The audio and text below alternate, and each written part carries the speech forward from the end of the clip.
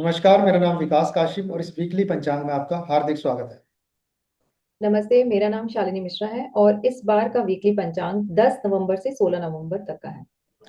10 नवंबर सोमवार को षष्ठी तिथि है और ये वीक 16 नवंबर रविवार को द्वादशी तिथि के साथ समाप्त होगा। आगे हम बात करेंगे राहु काल की। जी। जी, तो राहु काल, जैसा कि हम हमेशा राहु के ऊपर चर्चा करते आ रहे हैं कि राहु काल एक ऐसा काल होता है जिसमें आपको कुछ स्पेसिफिक काम जो कि शुभ हैं या जिस जो आपके लिए बहुत मायने रखते हैं, जिनका रिजल्ट आपको, आउटपुट आपको पॉजिटिव चाहिए, उनको नहीं करना चाहिए उस पर्टिकुलर टाइम में। राहु काल की पूरी जानकारी आपको डिस्क्रिप्शन और डिस्प्ले पे मिल जाएगी, तो उसको नोट कर लीजिए। अगर आप कोई नई चीज स्टार्ट करने जा रहे हैं या कोई भी चीज जैसे जॉब से रिलेटेड हो गई या कोई नया प्रोजेक्ट, नया डील, तो पर्टिकुलरली इस टाइम पर उस चीज को या उस चीज का डिसीजन ना लें। तो इस चीज को आपको अवॉइड करना है, क्योंकि राहु काल में अक्सर भ्रम पैदा होते हैं, या जो भी कार्य शुरू होते हैं, जो चल रहे हैं वो कर सकते हैं, लेकिन जो भी कार्य शुरू होते हैं उनमें देरी हो सकती है, रुकावटें आ सकती हैं, या उनका जो आउटपुट है वो आपके सोच के मुताबिक या एक्सपेक्टेशन के मुताबिक नहीं आएगा। जी सर। आगे योग है तो सबसे पहले है सर्वार सिद्धि योग। 10 नवंबर सोमवार को शाम को 6:50 से शुरू होगा और अगले दिन 11 नवंबर मंगलवार को सूर्योदय तक रहेगा। दूसरा सर्वार्थ सिद्धि योग 11 नवंबर मंगलवार को शाम को 6:18 से शुरू होके अगले दिन बुधवार को 12 नवंबर सूर्योदय तक रहेगा। तीसरा सर्वार्थ सिद्धि योग 14 नवंबर शुक्रवार को सूर्योदय से शुरू होके शाम को 9:21 तक रहेगा। और चौथा सर्वार्थ सिद्धि योग 16 नवंबर रविवार को सूर्योदय पे शुरू होगा और रात को 2:11 पे समाप्त होगा। तो इस बार 4 दिन सर्वार्थ सिद्धि योग पड़ रहा है, तो इसका आप पूरा लाभ उठाएं। जी।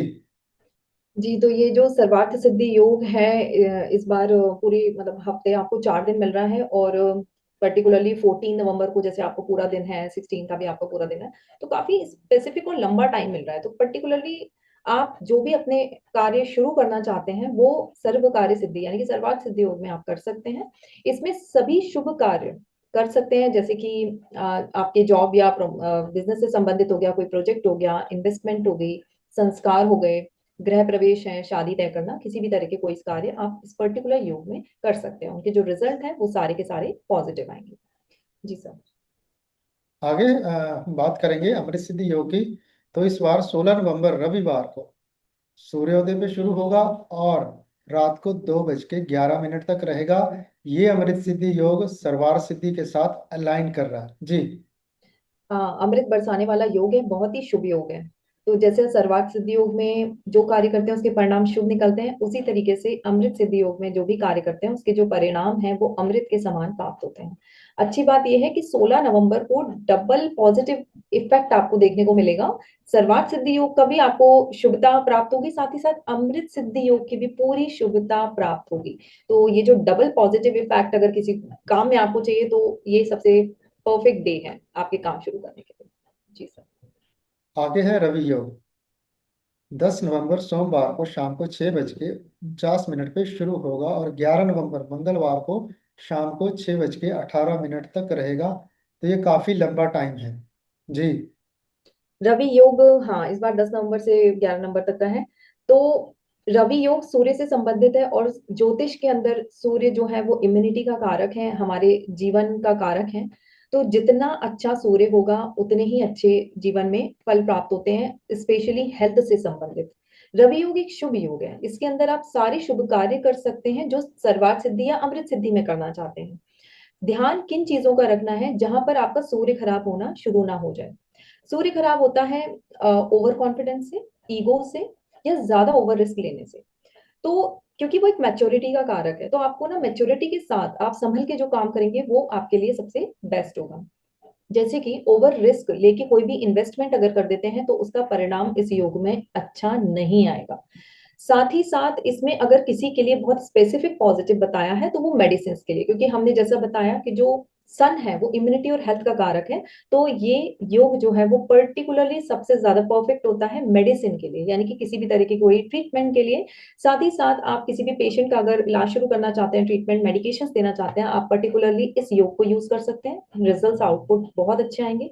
आप अपना कोई काम, लोग शॉप शुरू करते हैं मेडिसिन से रिलेटेड, कोई बिजनेस करते हैं, स्टार्टअप करते हैं, अगर कुछ भी मेडिसिन से रिलेटेड है, इस योग को इस्तेमाल कर सकते हैं, उसके रिजल्ट आपको काफी पॉजिटिव दिखेंगे जी। आगे हैं इस वीक की प्रमुख तिथियां, व्रत और त्योहार। तो सबसे पहले है 11 नवंबर को गुरु जो है वो वक्री हो रहे हैं, और ये रहेंगे 11 मार्च 2026 तक वक्री रहेंगे, और उसके बाद फिर मार्गी होंगे। तो गुरु जो थे वो 18 अक्टूबर को कर्क राशि में गए थे, और वहां से 11 नवंबर को ये वक्री होके फिर से हमारा जो मिथुन राशि है वहां पे आएंगे। तो इसके जो हैं रिजल्ट वो हर राशि वालों के लिए अलग अलग रहेंगे। और इसमें जो हम लेते हैं वो चंद्र राशि लेते हैं, मीन्स आपका चंद्रमा उस राशि में होना चाहिए, उसके हिसाब से इसके रिजल्ट रहेंगे। तो देखिए, जब कोई भी प्लेनेट वक्री या रेट्रोग्रेड होता है, तो ये एक्चुअल में रेट्रोग्रेड नहीं होता, ये हमें पृथ्वी से देखने में लगता है पीछे की ओर चल रहा है, में ये ऐसा होता नहीं है।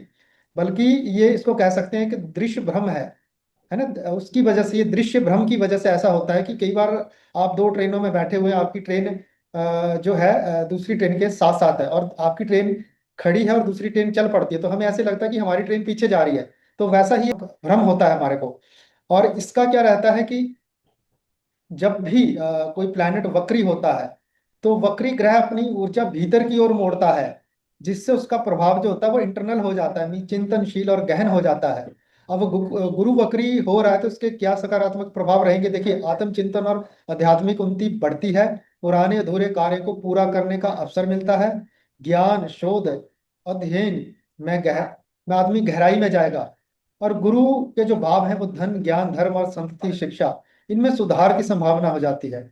और चुनौतीपूर्ण पक्ष क्या रहता है कि निर्णय लेने में देरी हो जाती है, आर्थिक मामलों में भ्रम हो जाता है, कई बार गलत सलाह दे सकते हैं या आपको गलत सलाह मिल सकती है, कई बार विश्वास में कमी आ जाती है, आप कह सकते हैं विश्वासघात हो सकता है, ये सब चीजें रहती हैं। तो हमें जब भी कोई प्लैनेट वक्री होता है, जैसे ये बड़े प्लैनेट हैं जो जिनकी एक राशि में बहुत लंबा स्टे रहता है, गुरु हो गया, शनि हो गया, जब भी ये वक्री होते हैं तो इसमें आदमी के जीवन के ऊपर बहुत बड़ा प्रभाव पड़ता है, क्योंकि ये काफी लंबे तक समय तक रहते हैं।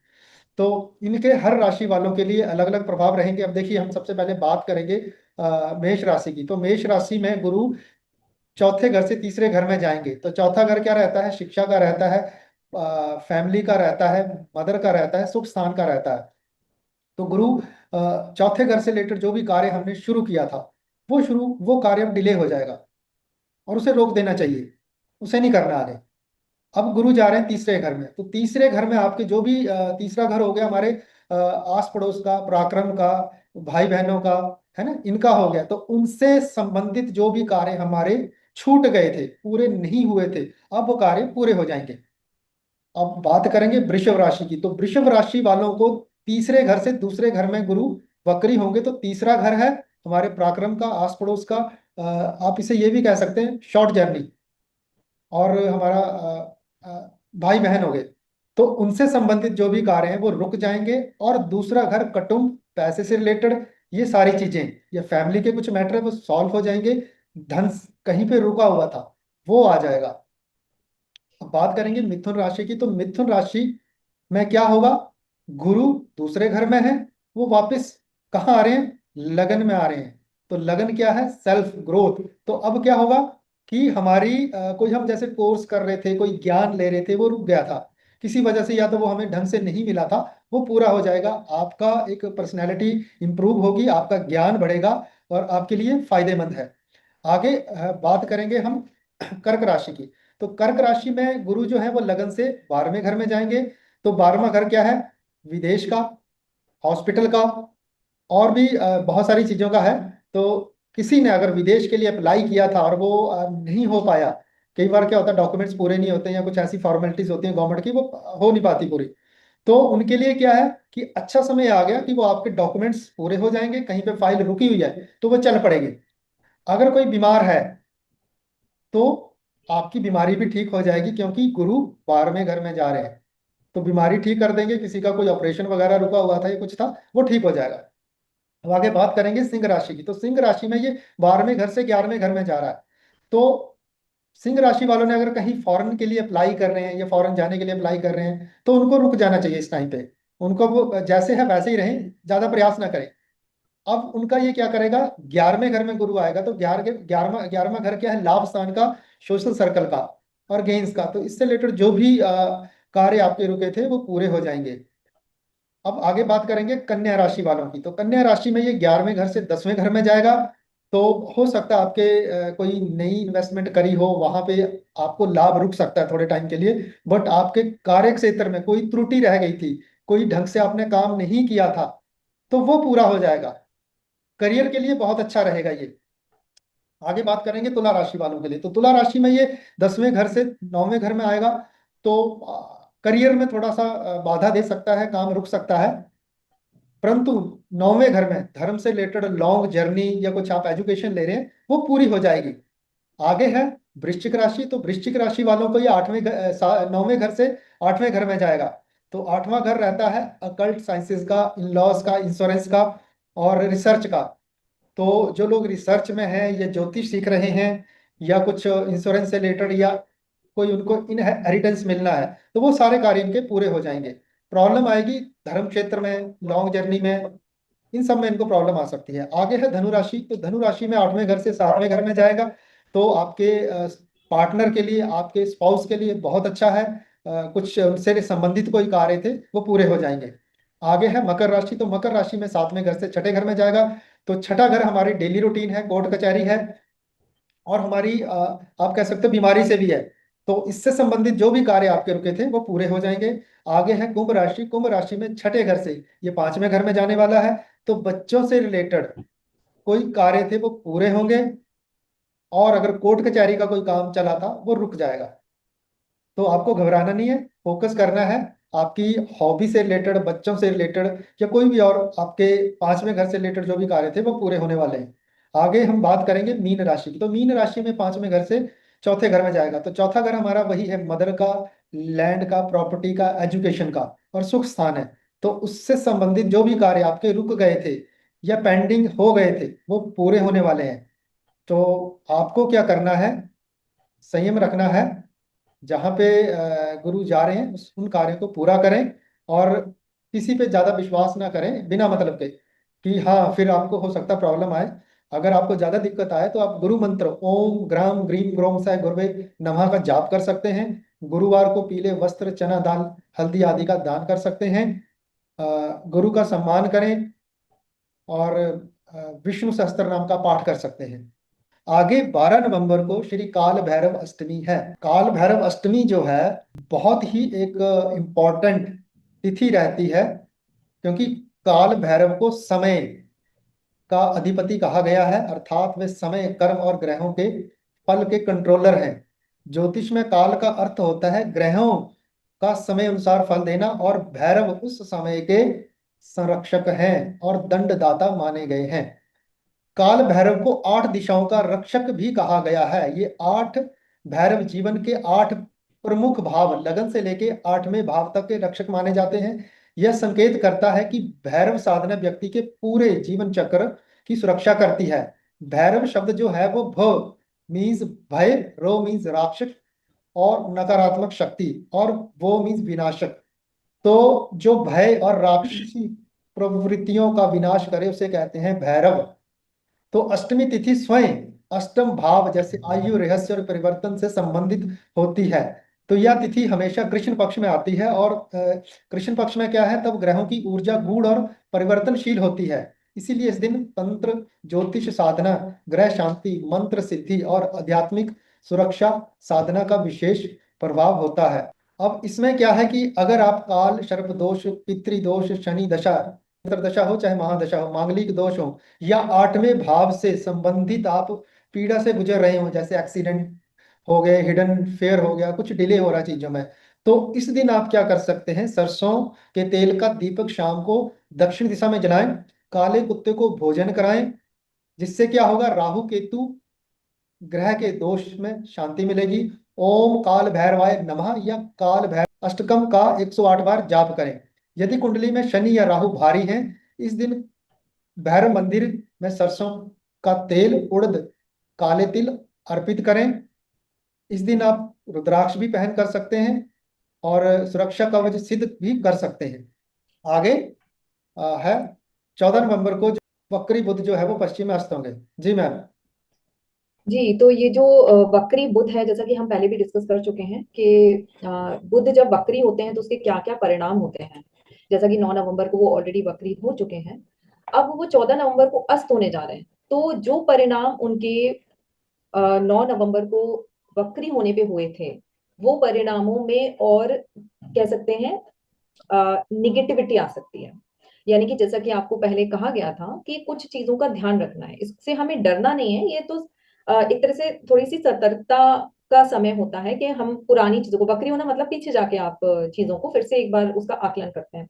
तो सावधानी के साथ आपको डिसीजंस लेने हैं, लेकिन जब अस्त हो जाता है तो अस्त बुध के साथ बड़े कोई भी निर्णय नहीं लेने चाहिए, डिले करना चाहिए, स्पेशली जब आप कुछ नया काम करने जा रहे हो या काम जो चल रहा है उसके कोई बड़े फैसले लेने जा रहे हो। तो इन चीजों में ऑफ कोर्स जब अस्त होता है तो आपका जो विजडम है, आपकी जो इंटेलेक्ट है, वो उस लेवल पर काम नहीं करती, और कई बार हमें नहीं समझ आता इसमें सही क्या है और गलत क्या है। ऐसा हो सकता है काफी लोगों के साथ।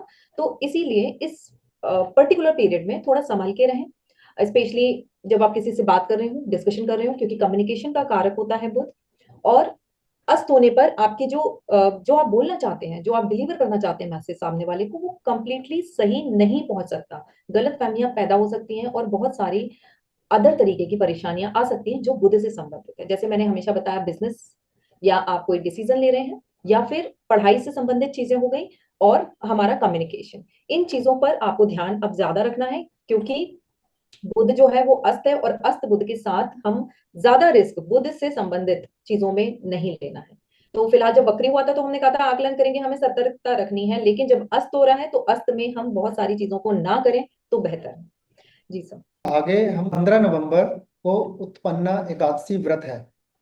उत्पन्ना एकादशी जो है उसको एकादशी देवी के उत्पन्न होने की तिथि भी कहा गया है। ज्योतिष में यह दिन आत्म बल, संयम और साधना के लिए अत्यंत शुभ है।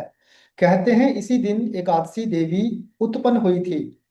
और आपको पता है कि पूरे साल में 24 एकादशी आती है। तो हर एकादशी अलग अलग हैं और उनका अलग अलग महत्व है, और उनके साथ एक अलग कहानी जुड़ी हुई है। एकादशी विशेष रूप से चंद्रमा और गुरु ग्रह से जुड़ी मानी जाती है। चंद्रमा मन और भावनाओं का कारक है, और इसी दिन व्रत रखने से मानसिक अस्थिरता, चिंता और भ्रम दूर होते हैं। गुरु ज्ञान और धर्म का प्रतिनिधि है, इसीलिए इस दिन व्रत करने से धर्म, बुद्धि और निर्णय क्षमता प्रबल होती है। अगर कुंडली में चंद्र दोष, मनोविकार, मानसिक अस्थिरता या भावनात्मक उतार चढ़ाव वाले जातकों को यह व्रत विशेष रूप से करना चाहिए। इस व्रत से ग्रह शांति और आत्मविश्वास में वृद्धि होती है।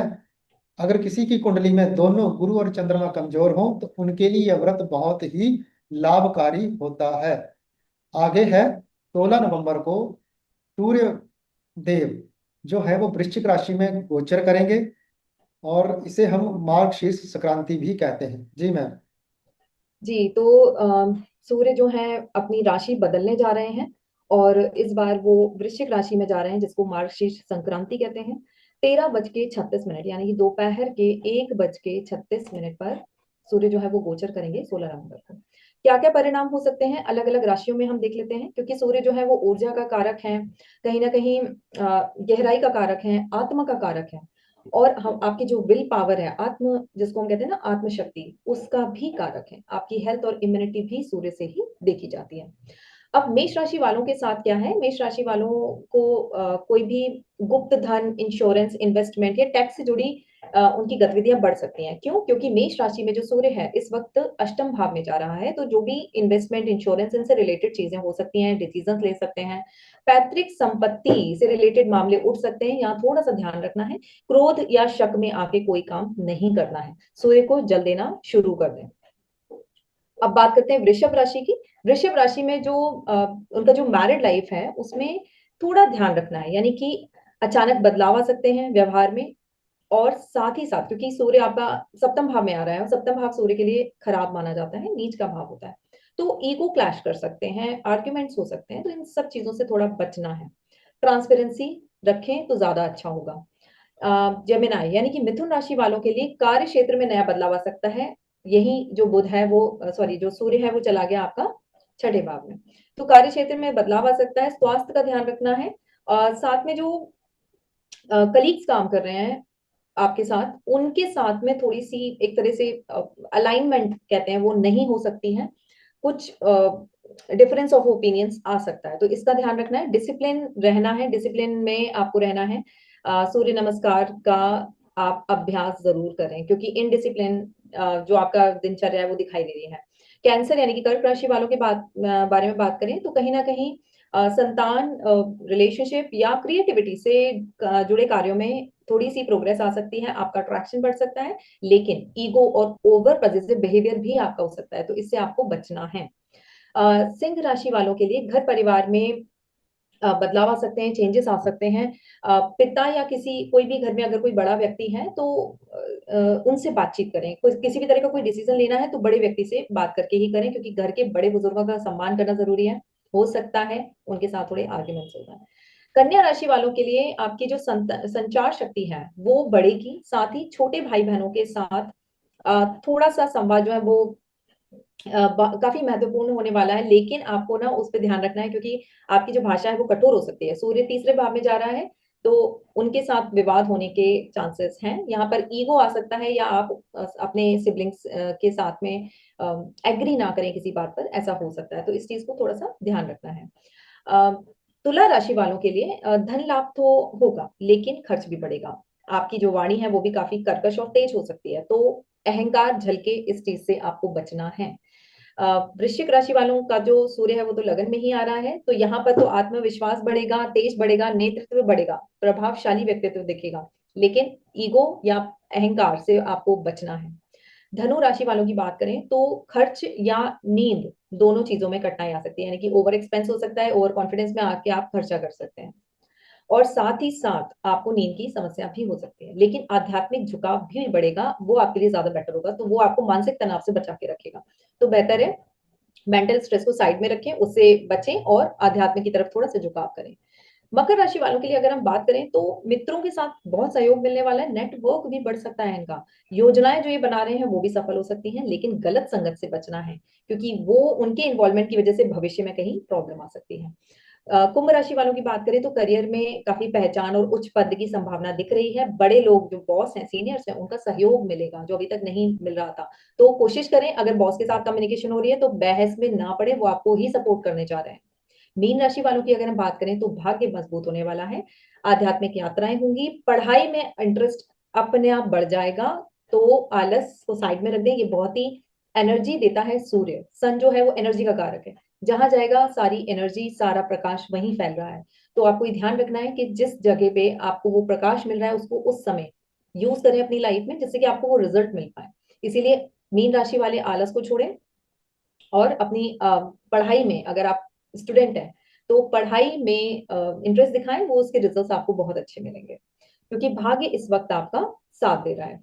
तो इसी ये के साथ हमारे जो गोचर है सूर्य का, वो आपको सब बता दिया है कि भाई गुरु जब वक्री होंगे तो कैसा होगा, साथ ही साथ सूर्य जब वृश्चिक राशि में आएंगे तो क्या परिणाम होंगे। हर महीने सूर्य का गोचर बदलता है, तो इन सब बातों का ध्यान रखेंगे तो चीजों को आप बेहतर तरीके से डिसाइड कर पाएंगे। अक्सर ऐसा ही होता है, पता नहीं होता तो हम किसी भी वक्त कोई भी फैसला ले लेते हैं और उसके परिणाम हमें कई बार झेलने पड़ जाते हैं। तो अगर आप ये वीडियोस देखते हैं, इनको फॉलो करते हैं, तो इस टाइम को भी फॉलो कीजिए, क्योंकि बेसिकली हमारा मकसद यही है कि आप इन समय जो हम बता रहे हैं कि आपको कब क्या करना है, क्या सावधानी रखनी है, वो हमारे लिए इंपॉर्टेंट है, वो हम चाहते हैं आप उसको यूज करें, तो हमारा वीडियो बनाने का जो मकसद है वो भी सफल होगा, और हमारी जो इंटेंशन है कि आपको उसका लाभ मिले भविष्य में, ये हमारे लिए मायने रखता है।